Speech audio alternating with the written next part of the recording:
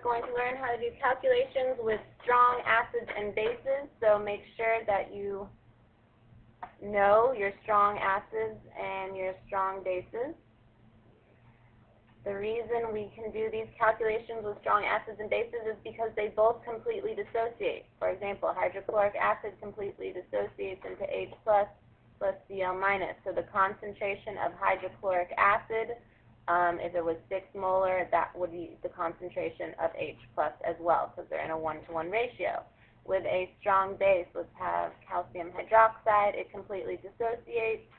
But remember, with bases, see how this one contributes 2 hydroxides for every 1 calcium hydroxide. So if this was 6 molar, this would be 12. So remember your mole ratios. We are going to use the pH scale. That is because the concentrations of our H plus and our OH minus are so small that if we take the negative log of them, it makes prettier numbers, like 1 through 14 instead of 1 times 10 to the negative 14th. So this all stems from the fact that the dissociation constant for water is 1 times 10 to the negative 14th, and because when water dissociates, it dissociates into H plus and OH minus, so our K is H plus times OH minus. Remember, we don't include water because it's a liquid, and liquids are not in our equilibrium.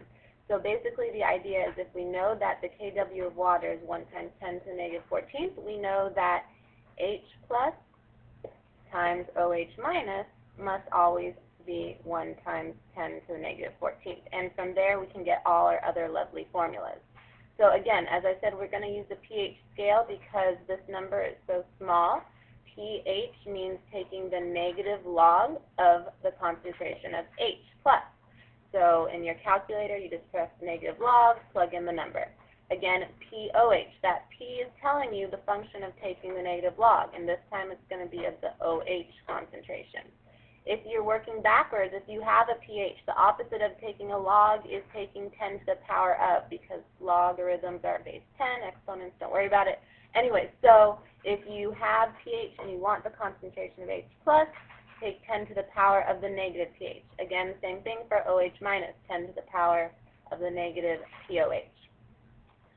If we take the log of all these numbers here, the log of H is pH, the log of OH is POH, and the log of 1 times 10 to the negative 14th, or I guess I should say negative log, is 14, we get this equation here. pH plus POH will equal 14. And then this is the equation I've already written. All of these relationships you need to know in order to do the calculation. So let's do one calculation together. I give you the pH of a solution. We're going to assume it's a strong acid. So if pH is 5.79, from that information I can find concentration of H plus, concentration of OH minus, I can find POH, and I already have pH.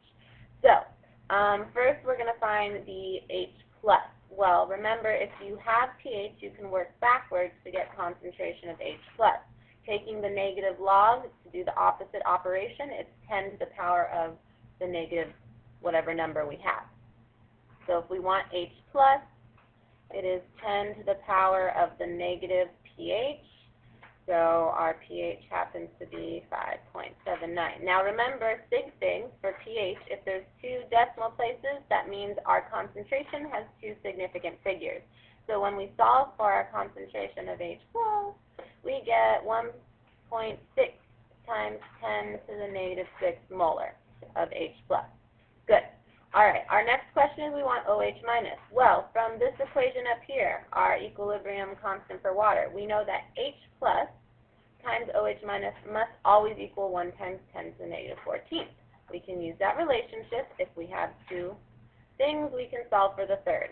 So the concentration of OH minus will be 1 times 10 to the negative 14th divided by our concentration of H plus, which we just got in our previous problem. And when you plug that into your calculator, you get your concentration of OH minus, which is 6.3 times 10 to the negative 9th. And if you need to check that, this number times this number must always equal our KW, our 1 times 10 to the negative 14. The last thing is we want POH. Now there's two ways you can do it. If you have the concentration of OH, you can take the negative log of that and get your POH.